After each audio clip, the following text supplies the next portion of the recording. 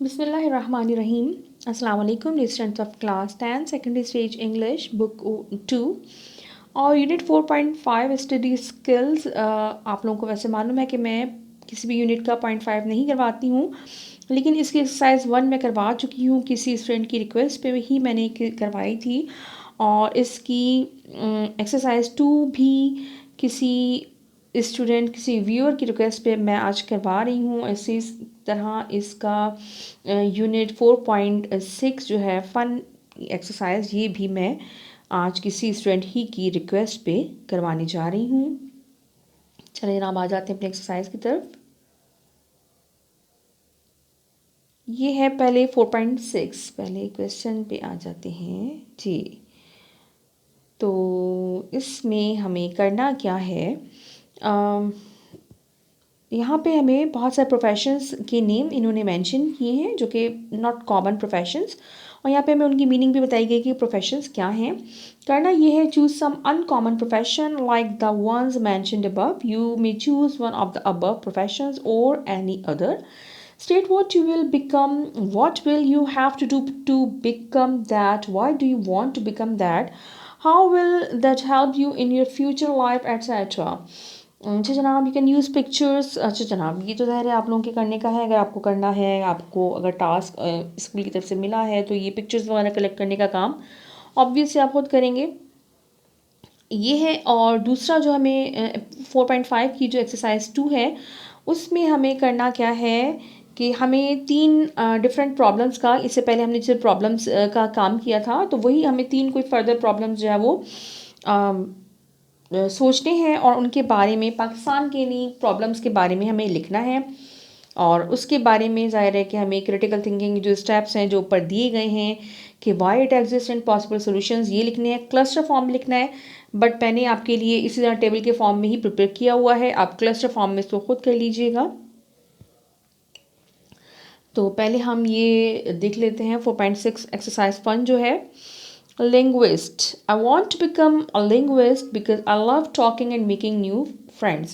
Linguist कहते हैं माहिर लिसानियात, यानी मुख्तलिफ ज़बानों पे अबूर रखने वाला।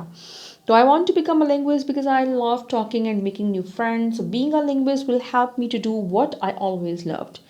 तो linguist बन के मुझे जो है मतलब मेरे लिए हेल्पफुल इस तरह से रहेगा, मुझे इसलिए अच्छा रहेगा क्योंकि मैंने हमेशा जो करना चाहा है, जो मुझे बहुत पसंद है, वही मुझे करने का मौका मिलेगा। यानी मैं दोस्ती करना और बातें करना जो है वो मुझे अच्छा लगता है। It will help me to get good job in country as well as abroad to teach different languages. और इससे मुझे क्या मदद मिलेगी, अपने मुल्क में भी और बाहर के ममालिक में भी मुख्तलिफ जॉब्स जो है, जो लैंग्वेजेस जहाँ पढ़ाई जा सकती हैं ऑब्वियसली वहाँ पे मुझे मिल सकती हैं जॉब्स। इसके अलावा along with I will be able to read and translate books of different languages which may be a good source of income for me. और इसके साथ साथ अगर मैं डिफरेंट लैंग्वेजेस पे अबूर हासिल कर लेती हूँ तो ऑब्वियसली मैं डिफरेंट बुक्स को रीड करके उनकी ट्रांसलेशन जो है वो कर सकती हूँ। और ऑब्वियसली ये जो है मेरे लिए एक बुक, पूरी बुक ज़ाहिर मैं कंपाइल कर रही हूँ अगर ट्रांसलेशन की, तो मेरे लिए गुड सोर्स ऑफ इनकम हो सकता है। दूसरा जो मैंने यहाँ पे लिए चूज़ किया है वो है herbalist. I want to become a herbalist, not an herbalist. A herbalist because growing population is increasing health issues. It will help me to cure people. मुझे मैं हर्बलिस्ट जो है वो इसलिए बनना चाहूँगी क्योंकि आबादी दुनिया की बहुत तेज़ी से बढ़ रही है और उसके साथ ही जो है वो हेल्थ इश्यूज़ भी बढ़ रहे हैं। और हर्बलिस्ट होने से मुझे लोगों की जो है वो काम आने में, उनकी क्योर के सिलसिले में मतलब मुझे मदद करेगा ये profession. A lot of people are fed up of allopathic medicine and want other ways of cure और रेमेडीज़। दुनिया अब बहुत से लोग जो है वो एलोपैथिक मेडिसिन से जो है वो बेजार हो चुके हैं और वो मुख्तलिफ जो है वो रेमेडीज़ चाहते हैं या मुख्तलिफ क्योर के तरीक़े चाहते हैं। It will benefit me financially as well, और ऑब्वियसली ये मुझे फाइनेंशियली भी बेनिफिशियल रहेगा। ज़ाहिर है कोई भी प्रोफेशन इंसान जो चूज़ करता है तो उसमें ज़ाहिर है ये चीज़ भी इंक्लूड होती है कि जो आपके लिए फाइनेंशियली, बहरहाल क्योंकि इंसान की बेसिक नीड ही ये है कि इंसान को जो है वो अपना ज़िंदगी गुजारने के लिए, गुजर बसर करने के लिए पैसे की बहरहाल ज़रूरत होती है। तो आप किसी भी प्रोफेशन से वाबस्ता है तो उसका सबसे बेसिक रीज़न जो होता है वो यही होता है कि you need money, you all need money. अच्छा, आपके पास 4.5 की एक्सरसाइज 2, ये एक्सरसाइज भी किसी स्टूडेंट ही की रिक्वेस्ट पे मैं करवा रही हूँ। प्रॉब्लम्स ऑफ पाकिस्तान में मेरे ख्याल में जो है प्रॉब्लम्स करप्शन है, व्हाई इट एग्जिस्ट। तो because of ignorance of a religion and because we have become too much materialistic and selfish। तो जनाब करप्शन का भी एक बहुत बड़ा रीज़न ये है कि हम अपने मज़हब से जो है वो मज़हब का इल्म हम नहीं रखते। बीइंग अ मुस्लिम हमें वैसे भी बहुत ज़्यादा जो है वो इस बारे में तालीम दी गई है कि अमानतों का किस तरह से ख्याल करना है। यानी अगर आपको कोई ज़िम्मेदारी दी गई है तो वो भी आप पे एक अमानत है। अगर आप किसी पोस्ट पे हैं तो ये भी आपके ऊपर अमानत है क्योंकि आपको उसके लिए पे किया जा रहा है। इवन एक हदीस भी है कि अगर किसी ने मिलावट की तो वो हम में नहीं। अगर यानी इतनी छोटी छोटी बातों तक के लिए, तोल में नाप तोल में कमी के लिए हमें मना किया, तो यानी हमें, अगर हम अपने मज़हब को सही से हम समझें और उसको हम इम्प्लीमेंट करें तो हम वैसे इस करप्शन से चाहे वो बच जाएंगे। तो मैं समझती हूँ, मे बी आप लोग बोलेंगे मैं हर चीज़ में यही चीज़ ले आती हूँ, लेकिन एटलीस्ट मैं समझती हूँ कि हमारे बहुत से सोशल प्रॉब्लम्स, बहुत से इकोनॉमिक प्रॉब्लम्स का एक बहुत बड़ा रीज़न भी ये है कि हम अपने मज़हब के तालीमात को जो है वो फरामोश कर चुके हैं और से हमने बिल्कुल बस ज़िंदगी और मौत और चंद इम्पॉर्टेंट इश्यूज़ के लिए ही हमने जो है वो मज़हब को रखा हुआ है। अदरवाइज़ हम बिल्कुल जो है ना इसको फरामोश कर चुके हैं। चलिए जनाब आगे पढ़ लेते हैं क्या है। Because we have become too much materialistic and selfish. इसके अलावा एक रीज़न ये भी कि हम बहुत ज़्यादा मादक और गर्ज हो गए हैं और अपनी नीड्स पूरी करने के लिए हम सिर्फ इतने सेल्फिश हो गए हैं कि हम अपने मुल्क के लिए भी नहीं सोचते। हम सिर्फ अपनी ज़ात, अपनी फैमिली के लिए सोच रहे होते हैं। And every one thinks of it self only and wants its betterment instead of thinking of our beloved homeland। तो हम अपने मुल्क के बारे में सोचने के बजाय अपनी ज़ात के बारे में सोच रहे होते हैं, सेल्फिश हो चुके हैं। लिहाजा जो है वो फिर हम अपनी मटेरियलिस्टिक हो चुके हैं, चूँकि मादा प्रस्ती बहुत ज़्यादा बढ़ चुकी है।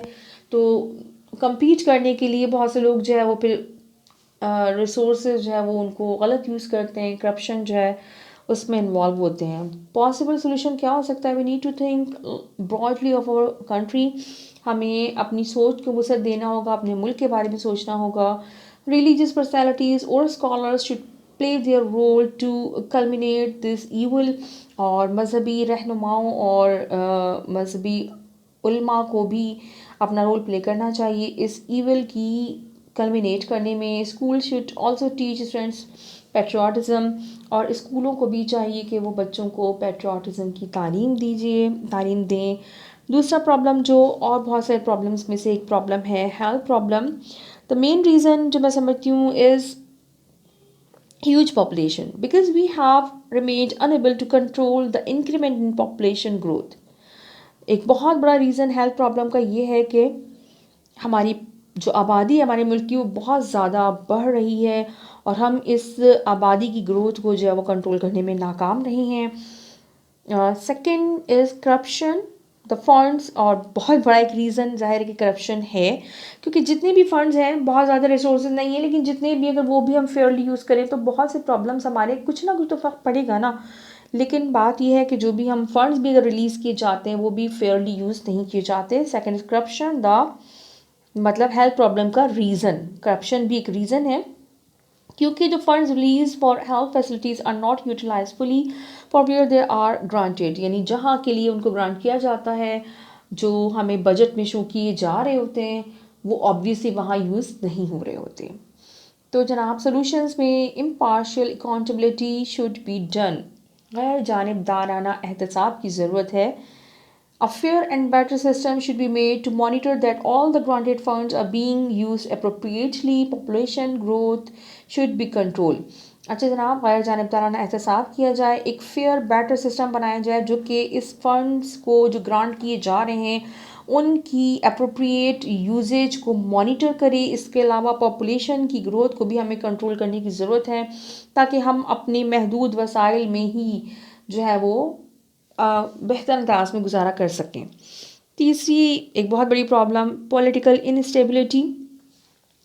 We aren't sincere with our country, and politicians only want their empowerment. Everyone just want to rule. हमारे जो हम लोग जो हैं वो अपनी मुल्क से सिंसियर नहीं हैं, और तमाम जो हमारे पॉलिटिशियंस हैं वो भी सिर्फ अपना अपना एम्पावरमेंट चाहते हैं, अपना इख्तियार चाहते हैं, और सब यही चाहते हैं कि सिर्फ हमें हुकूमत मिल जाए।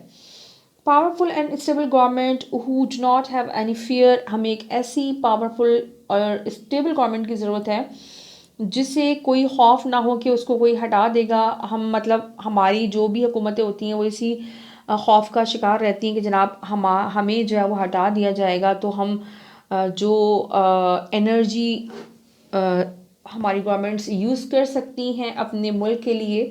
करप्शन सो ज़ाहिर एक बहुत बड़ा रीज़न है, सो है, लेकिन जो भी है वो हम उसको जो मतलब गवर्नमेंट की जो एनर्जी है वो आधी से ज़्यादा तो इसी चीज़ में सर्फ हो रही होती है कि अपनी सीट बचा लें, अपनी गवर्नमेंट को बचा लें।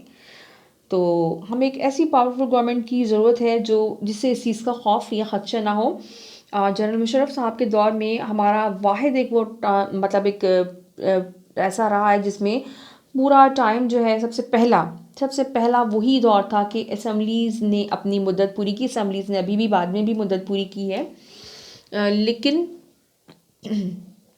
हाँ, इससे पहले अभी बाद में उसके बाद ही हुआ है कि जितनी भी असम्बलीज आई हैं वो पूरी उन्होंने अपनी मुद्दत पूरी की है।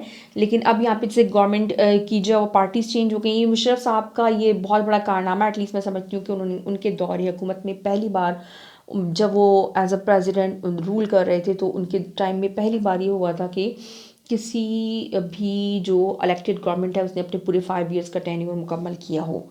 जी जनाब, ऑल इंस्टीट्यूशंस और departments of country should concern with their own work and not interfere in other departments work. इसके अलावा इदारों को अपने काम से काम रखना और अपने काम पे फोकस करने की भी ज़रूरत है, और दूसरे इदारों के काम में मुदाखलत ना की जाए। ये भी जो है वो हमारी पॉलिटिकल स्टेबिलिटी के लिए बहुत ज़्यादा ज़रूरी है। अच्छा जनाब, तो ये एक्सरसाइजेस भी कंप्लीट हुई। इंशाल्लाह नेक्स्ट वीडियो में नेक्स्ट एक्सरसाइज के साथ हाजिर होंगी। Till then take care and keep watching learn with Ghazala. अल्लाह हाफिज़।